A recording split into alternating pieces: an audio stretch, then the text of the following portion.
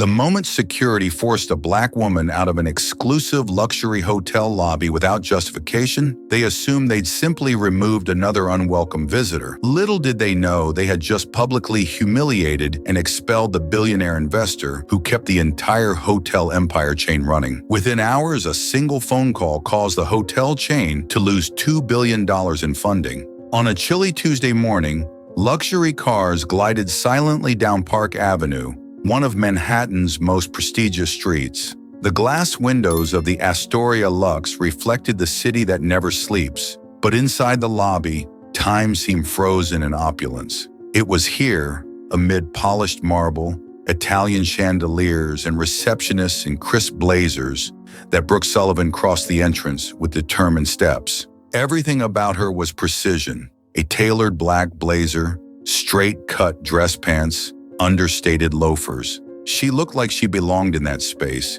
yet she'd be treated as if she belonged nowhere at all. Black, with impeccable posture and an unwavering gaze, Brooke wore a fitted black blazer, a simple round-neck shirt, tailored pants, and discreet dress shoes. In one hand, she carried a sleek leather portfolio.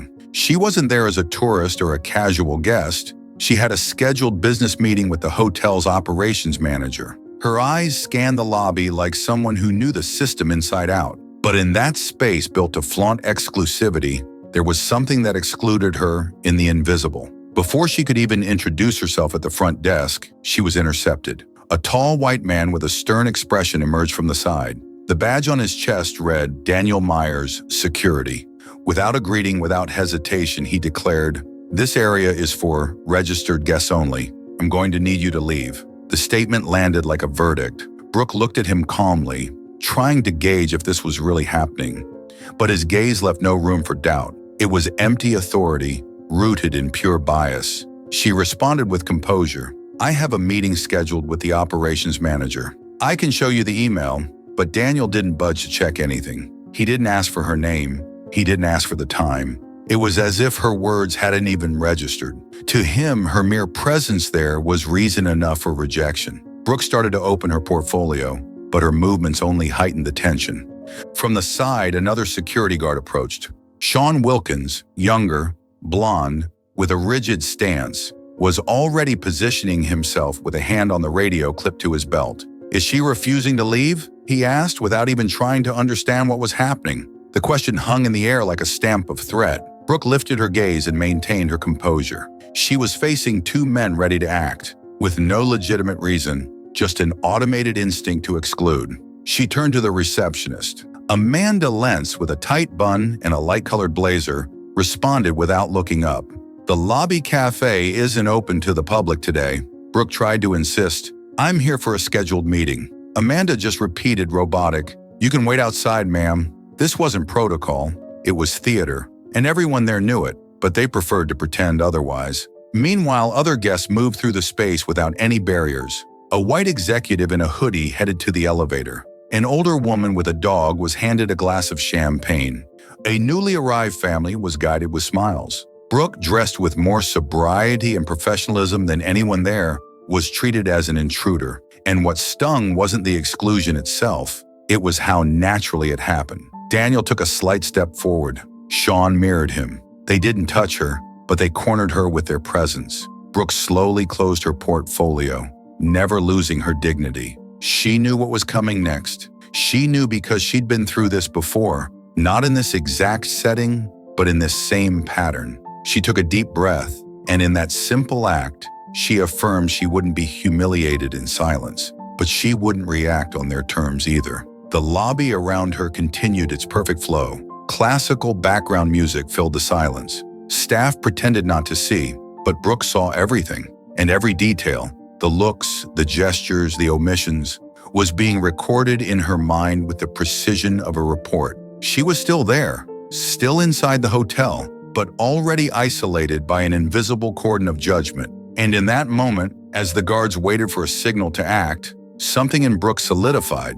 It wasn't anger, it was resolve. Because even without knowing who she was, everyone there had just made a grave mistake. Brooke had been judged by her appearance, dismissed for her competence, rejected for her skin color. And in the exact moment she was discriminated against, she also began to withdraw, not her presence, but her silence. Because what the Astoria Lux didn't know was that the woman they told to leave held the future of their entire hotel chain in her hands. Brooke stood still, but the space around her no longer belonged to her. Daniel Myers stepped closer, as if preparing for the final blow.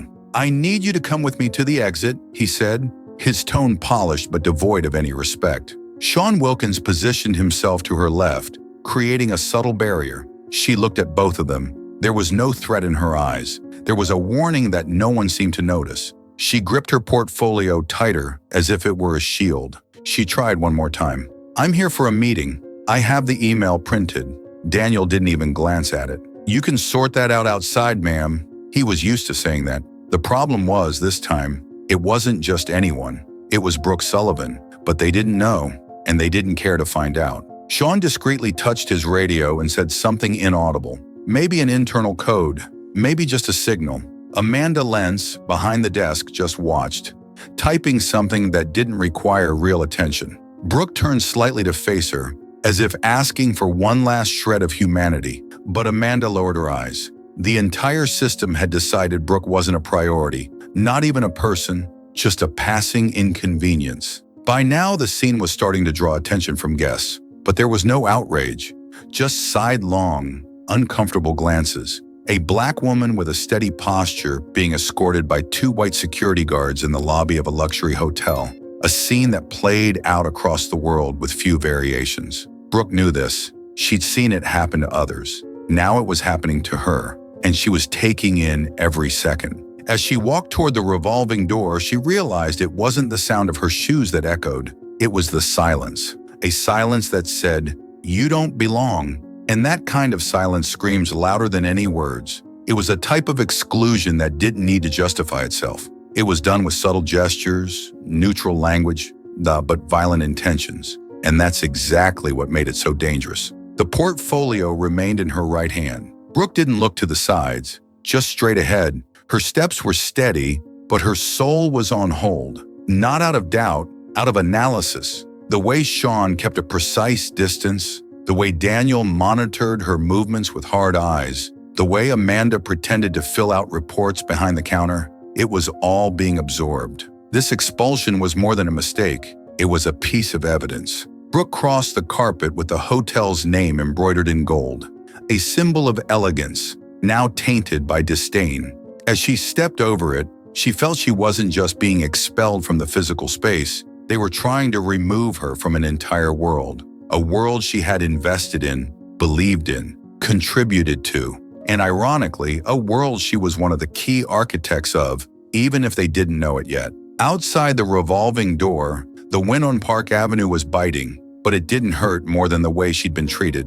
Brooke turned to look one last time at the lobby where it all happened. She could still see Sean returning to his post, Daniel watching from a distance, Amanda resuming her usual posture. To them, the situation was over. For her, it was just beginning. Behind the glass, two receptionists were already assisting new guests. The lights of the main chandelier reflected on the floor as if nothing had happened. Brooke knew this wasn't the first time, and it wouldn't be the last. But this time, someone was paying attention. Someone with real power. And when power takes notice, the system shakes. They didn't know it yet, but the tremor had already started. Sitting on a stone bench to the side, still near the entrance, Brooke adjusted the portfolio on her lap. Her face was serene, but her gaze was sharp. She didn't need to shout. She didn't need to confront. Her response would come from elsewhere, and it would carry a weight no one in that lobby could ever predict. A decision was forming in silence.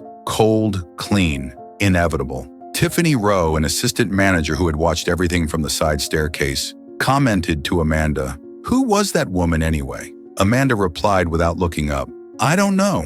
Probably lost." The indifference was the clearest symptom. It wasn't hatred. It wasn't anger. It was automatic dehumanization. And that kind of poison kills reputations faster than any PR crisis. Brooke crossed her legs, smoothed her hair, and looked straight ahead. The facade of the Astoria Lux gleamed in the sunlight, but inside there was something too dark to be hidden by white marble. And as she sat there, Observing, listening, feeling, the system thought it had won. Little did the hotel know that by judging her on appearance, it had sealed its own fate. Without even hearing a word, the Park Avenue wind stung her face, but it didn't draw any expression. She kept her gaze fixed, not on the building, but on something only she could see, the invisible logic that upheld that kind of treatment. Around her, the world moved at its usual pace. But inside her, the clock was already ticking on a different countdown, the one for her response. She unlocked her phone and dialed a familiar number. No hesitation. The call went straight to Stephen Merrick, Director of Operations at Evermont Capital Group. His voice came through steady. "Good morning, Ms. Sullivan." Brooke didn't waste time. "Activate the full withdrawal clause on the Roden Group. $2 billion, immediate." On the other end, a half-second of silence, just enough to absorb the weight of the order. Then, understood, starting now. Stephen didn't ask questions.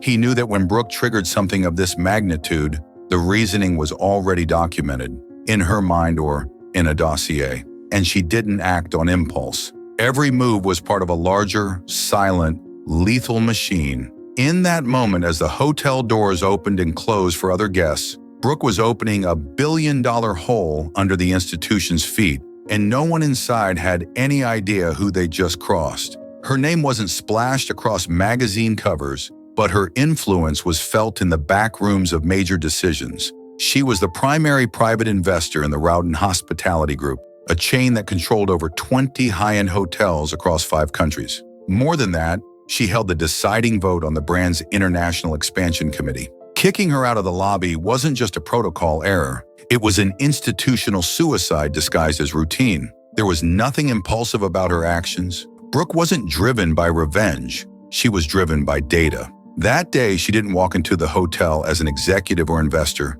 She walked in as a thermometer, a test, a mirror. Now that the reaction was recorded, it was up to her to decide what to do with the evidence. And the first step was clear. Cut the financial lifeline that fed the empire that had treated her like a mistake. As Stephen's team fired off emails to partner banks, legal notifications, and payment suspensions, Brooke sat still.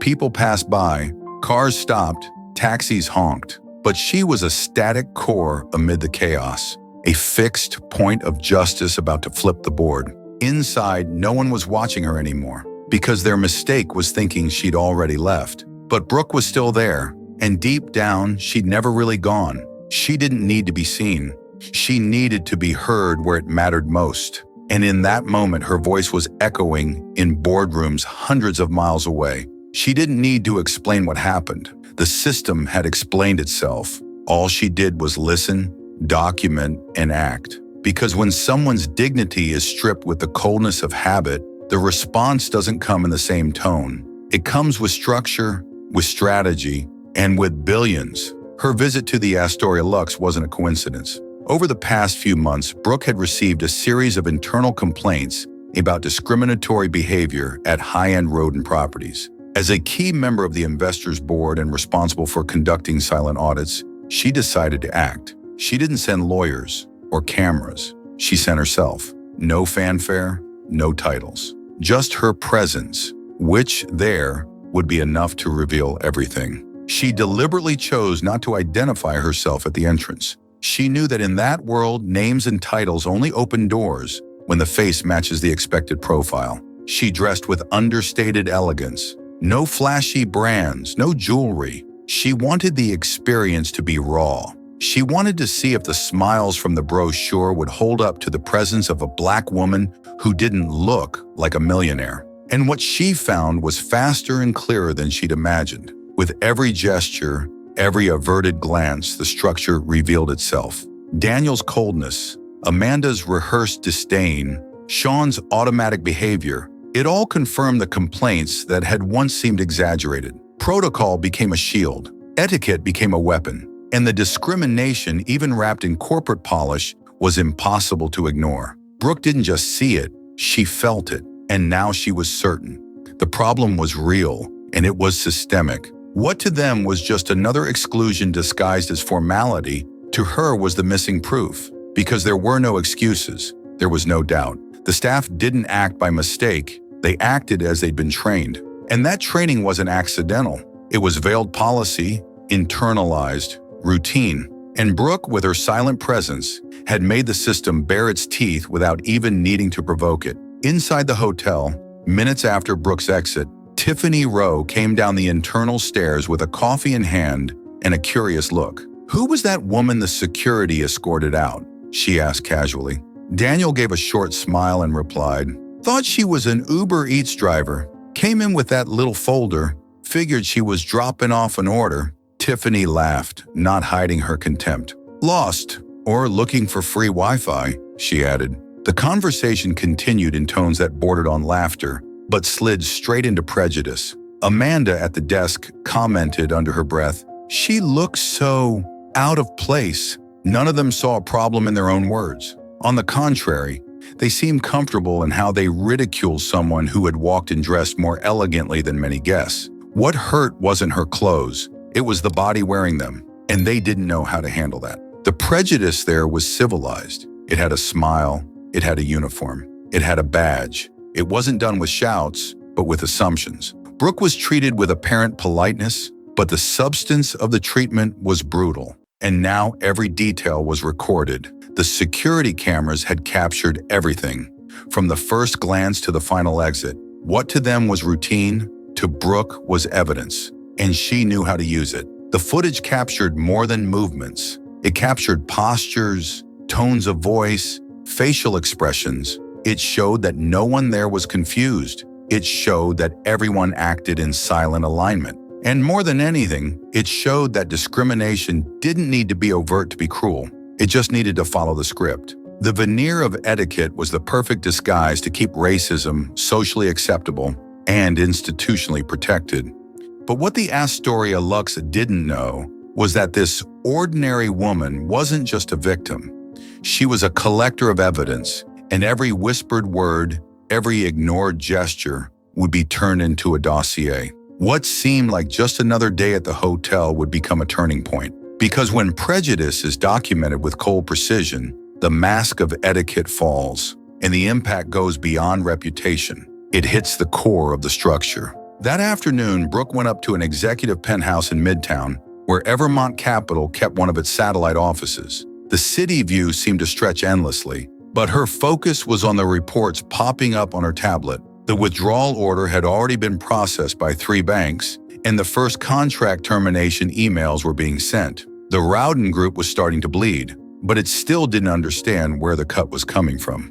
Among the affected contracts were credit lines supporting the renovation of 2 European properties and a planned expansion in the Middle East. The immediate impact was swift: suspension of international marketing campaigns, frozen payments to suppliers, and the termination of deals with luxury travel agencies. In under 40 minutes, Rowden's finance team was sounding internal alarms. The chain's stability graph began to waver, like a subtle tremor about to turn into an earthquake. Brooke analyzed each activated clause like she was moving pieces on a chessboard. Nothing was impulsive. Every withdrawal came with documentation, legal justifications, and contractual tracking. There were no loopholes. The group had signed years ago a clause allowing full withdrawal for breach of institutional principles. And it was exactly that phrase that appeared stark and brutal in the notification email. Due to a breach of institutional principles, Evermont Capital Group terminates its participation in the Rowden Hospitality Group. As Rowden's internal team scrambled to understand what was happening, the first concrete consequence materialized: a 14% drop in stock value in just 2 hours. Stockbrokers began speculating about internal issues. The CEO of Rowden, Marcus Lang, received 5 emergency calls from international board members, but no one yet knew exactly what had triggered the sudden storm. The only certainty: someone big had pulled their support. Evermont's legal team had already prepared an official statement. Short: director. Impossible to ignore. Actions incompatible with the institutional principles of equity, inclusion, and respect. There was no direct accusation. No names were exposed, but the message was there, embedded in every word. And those who knew Brooke understood. She didn't need to point fingers. She just needed to stop supporting. Rowden's compliance departments tried to craft responses, but they were always one step behind. With every attempt to mitigate, a new cancellation emerged. It was like a house of cards collapsing in slow motion, with no chance of rebuilding. In under 3 hours, the Astoria Lux, the crown jewel of the group, had already lost 5 contracts with corporate event companies, and none of them would specify why. On the outside, nothing seemed different. The lobby still gleamed. Guests were still served with class. But behind the scenes, the pillars were crumbling. It all started with a glance, an interruption, a judgment, and now the gears were being shut down one by one. Brooke didn't need to go on the news. All it took was her name disappearing from the reports. And in that moment, between a still warm coffee and a cancellation notice from overseas, Brooke looked at the city's reflection in the glass. She didn't smile. She didn't celebrate. She just confirmed what she'd always known. When a system treats dignity as a threat, the price of arrogance doesn't come in words. It comes in numbers. And that number that day was 2 billion. The next morning at 7 a.m., Marcus Lang walked into the 41st floor boardroom with his tie askew and eyes marked by a sleepless night. The notice from Evermont had put the board on high alert. When he learned that the $2 billion withdrawal had been ordered by Brooke Sullivan, he froze. "She was here?" he asked, incredulous. Assistants confirmed with a tense nod. "She was removed by security at the Astoria Lux yesterday morning." The room sank into a heavy silence. The panoramic glass windows no longer offered the sense of control they once did. Everyone there knew who Brooke was, and they knew the weight of the loss. One board member clenched his jaw, as if trying to swallow his own guilt. "This is going to leak. We can't contain it," someone murmured. Marcus stood still for a moment. What had started as an operational error had turned into an ethical and financial disaster. Why didn't anyone tell me she'd be there? The question echoed, but no one answered. Because there was no time. Because no one recognized her. Because she didn't want to be recognized. Brooke had tested her own investment, and upon being rejected, she rejected back with interest. Marcus rubbed his eyes with both hands. The gesture was exhaustion, but also shame. The board wasn't facing an incident anymore. They were facing a symbol of everything wrong with their culture. There, for the first time, they understood they weren't dealing with a PR crisis. They were facing a collapse of values. Brooke wasn't just a powerful investor. She was a Black woman, rendered invisible in a space that should have welcomed her as a partner. And now the force of the mistake couldn't be contained by statements or emergency meetings. The damage wasn't just financial, it was institutional. The HR team was urgently called in. The names involved in the incident came up immediately. Daniel Myers, Sean Wilkins, Amanda Lentz, and Tiffany Rowe. All were summoned separately for interviews with the Internal Conduct Committee. Daniel, the head of security, tried to justify his approach as precaution. "She didn't identify herself. I just followed protocol." But the protocol in this case was never the issue. It was the lens through which he applied it. Tiffany walked into the room with her usual confidence, but her demeanor crumbled the second she saw the footage. The scene was clear: mocking laughter, assumptions based on Brooke's appearance, and comments dripping with condescension. "She looked lost," she said in her statement, but the footage showed the opposite. Brooke walked with precision, documents in hand. Nothing about her suggested confusion. Only their gaze did. Amanda, under pressure, claimed she didn't notice what was happening, that she just followed instructions. But the camera captured her expression as she refused to help the woman in front of her, a look of impatience. Her silence wasn't distraction, it was a choice. Sean tried to say he was just providing support, but his body language was active, as if preparing for an unnecessary restraint. The video without sound spoke loud enough.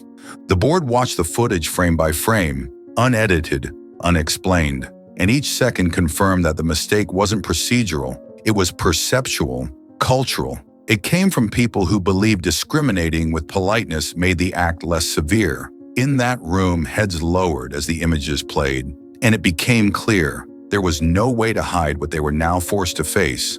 The Rowden board scheduled an extraordinary video conference with the ethics committee and key investors. Brooke appeared on the screen with the same serenity she'd maintained from the start. On the other side, Serena Hall, the committee chair, tried to open a dialogue. "We're willing to address the situation," review protocols, reconsider the investment. It was a plea, but Brooke wasn't there to negotiate. She listened in silence and responded with a steady, calm voice. When your hotels treat my peers as a threat, you lose the right to my support. There was no room for reinterpretation, no promise of return. Her statement was final. It wasn't a fiery speech, it was a moral verdict. Serena didn't push further. She knew there was nothing left to ask. Brooke disconnected from the call before any other arguments could be made. Not out of disrespect, out of conviction. The cut remained, and now it was irreversible. The executives stared at the blank screen in silence, like they were facing the echo of a mistake that could no longer be undone. The woman they'd underestimated had given them the final word, and it hurt more than any formal penalty. The scandal started small, with a social media post from a former hotel employee. It wasn't the first time. I've seen it happen before, and with the same kind of guest. Within hours, the post was shared by hundreds, many with similar stories. It was as if Brooke's case had lit a match in a field already soaked with outrage. All it took was a spark, and the fire built itself. Investigative journalists began tracking down the names involved. One of them traced Evermont Capital's movements and connected the dots. Billionaire investor removed from luxury hotel lobby. Group loses $2 billion the next day. The headline went viral. Initially, Brooke's name wasn't mentioned, but the clues were all there, and the public started piecing the puzzle together with fervor. Mainstream newspapers jumped in with cautious but hard-hitting headlines. Silent discrimination at hotel chain, the price of exclusion, the lobby where it all fell apart. Experts were interviewed. Explainer videos popped up on YouTube channels. Even talk show hosts started discussing the case, with irony and outrage. The story transformed, minute by minute, into a reputational earthquake. On X, hashtags like hashtag hotel humiliation, hashtag she owns the chain, and hashtag dignity has power trended for 3 straight days. Artists, CEOs, activists, and public figures weighed in. Many shared videos and screenshots of internal Rowden meetings leaked by frustrated employees. What started as a local mistake became a global symbol, and the question that echoed was simple. How many more times does this happen without us knowing? Brooke still hadn't spoken publicly, but her silence wasn't absence. It was strategic presence.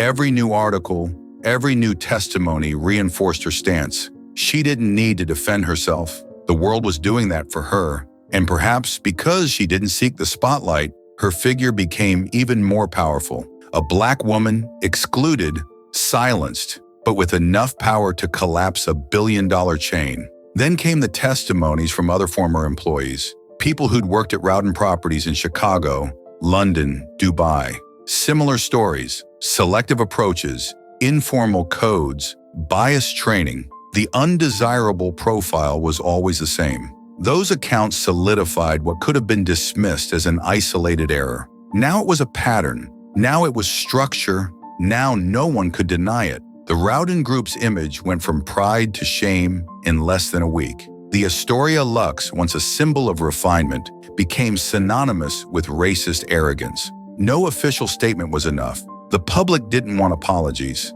They wanted consequences. And Brooke's name, once a mystery, began circulating as the woman who didn't need to shout to bring down an empire. She simply existed, and that was more than the system could handle.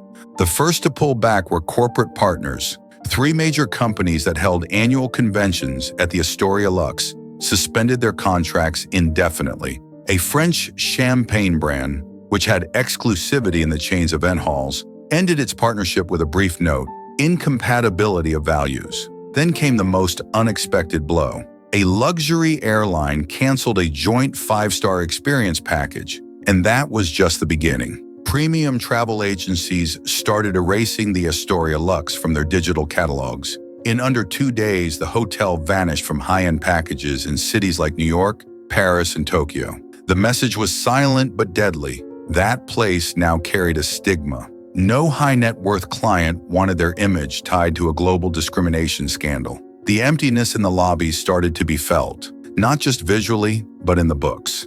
Civil rights organizations mobilized with force. An international boycott campaign launched with support from celebrities, NGOs, in Black corporate leaders. The hashtag #Rowden Never Again spread in multiple languages. Beyond consumer boycotts came financial ones. Ethical funds began withdrawing investments. A Canadian pension fund issued a public statement upon pulling a $140 million stake. Others followed. In just 10 days, Rowden's consolidated losses exceeded $800 million and kept growing. The brand couldn't issue statements fast enough to keep up with the losses. No apology note lasted more than a few hours without being dismantled by new allegations or public criticism. Institutional silence was no longer strategic. It was interpreted as arrogance, and attempts at correction sounded to many like desperate damage control too late. With the chain's name tied to structural racism,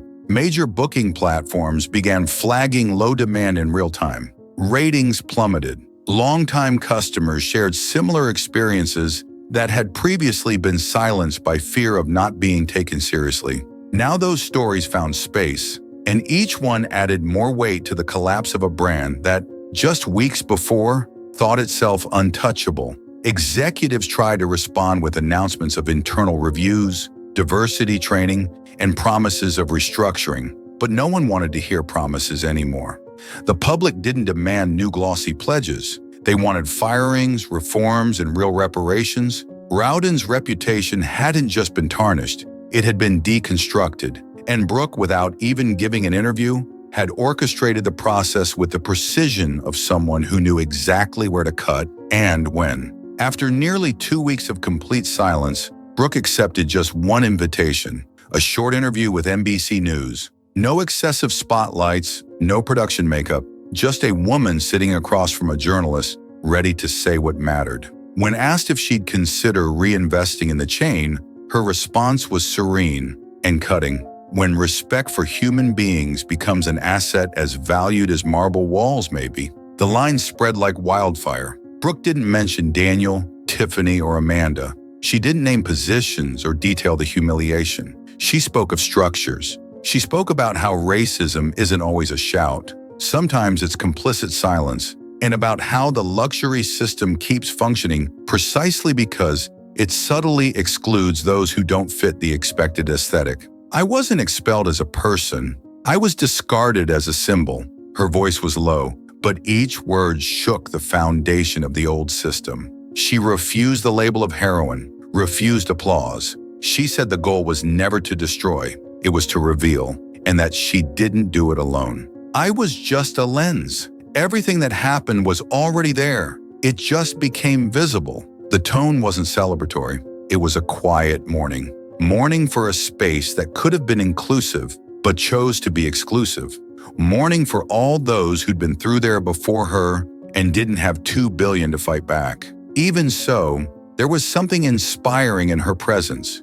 A woman who didn't need to shout to be heard, who didn't fall into traps of anger, who responded with structure and turned exclusion into visible justice. Brooke didn't want the spotlight. She wanted change. And as she left the interview room, she said just one final thing. It's not about me, it's about everyone who hasn't been seen yet. And that was enough. Pressured by international board members, strategic shareholders, and civil organizations, Rowden Hospitality finally opened a formal public investigation. The internal report, based on testimonies, videos, and documents, was completed in just 72 hours. The result was undeniable. There was discrimination, and there was negligence from those who could have prevented it.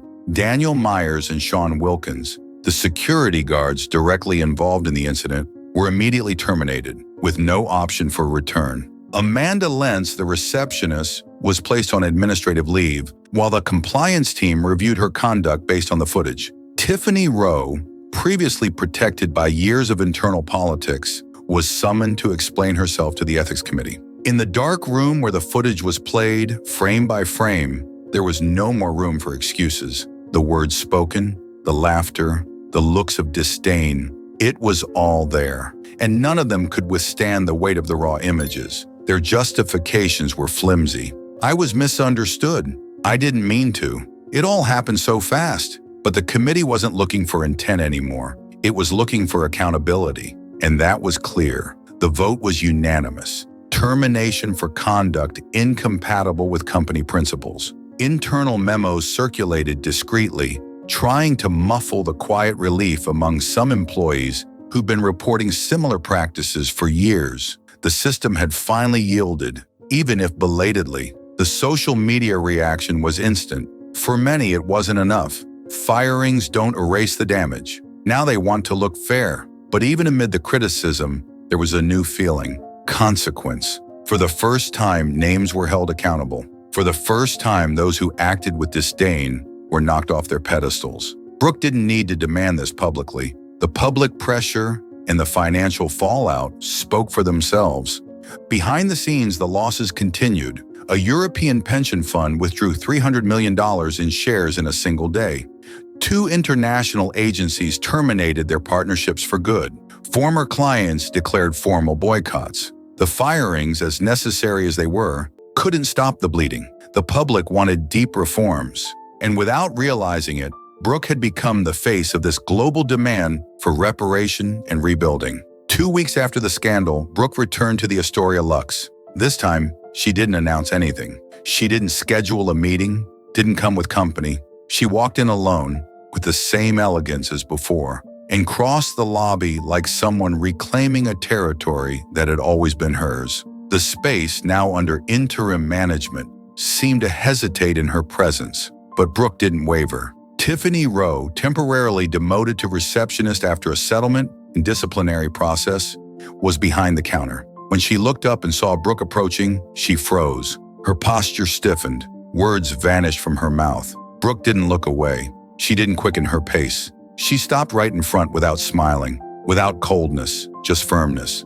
For a few seconds that felt far too long, no words were spoken. Brooke looked at her with silent dignity. Tiffany lowered her eyes. There was no need for revenge, for speeches, for lessons. The exchange of glances was enough. For the first time, Tiffany understood what that day had meant, and Brooke simply turned and walked on. Brooke's decision reverberated far beyond rodent hospitality. In discreet meetings, a coalition of Black executives and investors began to form. It was time to scrutinize the spaces where Black capital was welcome only as long as it stayed silent. Auditors, consultants, and impact funds were brought in to map discriminatory practices in luxury industries. The Astoria Lux case stopped being an exception. It became a symptom. Within months, new evaluation criteria were implemented across various international holdings and conglomerates. Investment boards started requiring equity reports, real anti-racism training, and measurable diversity policies. Brooke didn't attend those meetings, but her name was present in all of them, as both inspiration and reminder. The silence she broke with strategy became a tool for reconstruction for many others. The case began being studied in MBAs at Harvard, Wharton, and Columbia as the $2 billion withdrawal that changed the hospitality sector. Professors presented it as a milestone in corporate ethics, institutional racism, and silent power. But above all, as proof that presence, when paired with structure, can move empires. Brooke didn't destroy a chain. She exposed a system, and in its wake, the corporate world could no longer pretend it didn't see. Now, do you think she would have been treated that way if she were white? And if it were you in her place, what would you have done? It's super important that you drop your comment. You won't believe the twist that went down in this other story popping up on your screen. Check it out right now.